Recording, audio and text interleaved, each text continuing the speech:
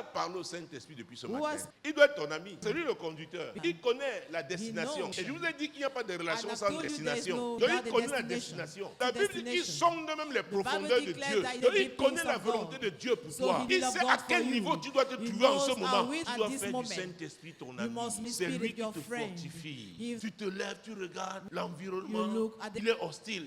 Il te donne une chanson. L'Éternel est papa. Il veut que tu chantes. Le Tout-Puissant est papa. Il te dit que papa est là. Et c'est lui qui t'a aimé en premier. Il tient ta main comme nous tenions la main de nos petits frères pour les amener, n'est-ce pas, à l'école maternelle. Le Créateur est mon Père.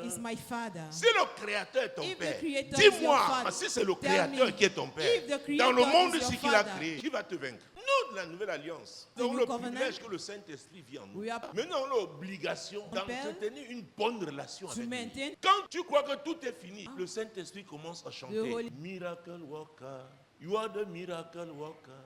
Hey. Il est en train de répondre. Il est en train de te dire. Tu es en train d'avoir peur. Oh, le moment favorable est en train de s'approcher. Il y a un miracle qui aura lieu. Tiens bon. C'est ici la parole que l'Éternel adresse à Zorobabel. Dieu sait nous fortifier. Il nous fortifie par des paroles. C'est pourquoi nous avons vu avec Josué. Il lui a dit, médite ce livre de la loi jour et nuit. En méditant pendant les périodes de faiblesse. Comme tu médites, il t'encourage. Il te parle. Il dit la douleur que tu as là. Non, ça, c'est rien. Regarde à la promesse que j'ai faite. Ces douleurs sont au niveau de la chair. Je suis au contrôle. J'ai déjà dit, passons à l'autre bord. Dieu t'attend à l'autre bord. Le Saint-Esprit avec nous. Qu'est-ce que tu veux comprendre aujourd'hui? Venez seulement réciter les passages bibliques. Pourquoi telle chose n'a pas toujours marché? Tu dois comprendre. C'est important. Alléluia. Les chrétiens doivent réfléchir. Les chrétiens doivent méditer. Oh, en cette saison, la saison de l'éclosion, tu peux mobiliser les anges. Oui. Parce que tu auras compris ce qu'il faut faire et tu l'auras fait, Dieu n'aura pas de choix.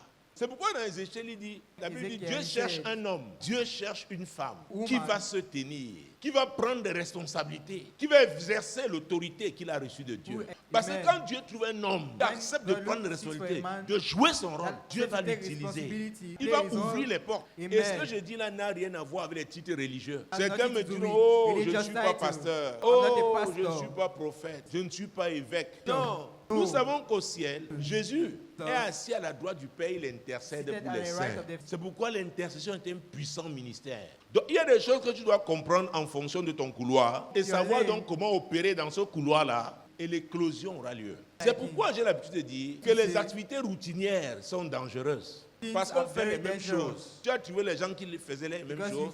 Tu continues. Même quand Dieu te donne l'esprit de créativité, tu n'oses pas. Tu es un automate. Dieu veut que tu viennes avec des changements positifs. Moi, l'Éternel, je t'ai appelé pour le salut. Je te prendrai par la main, je te garderai et je t'établirai pour traiter alliance avec le peuple, pour être la lumière des nations.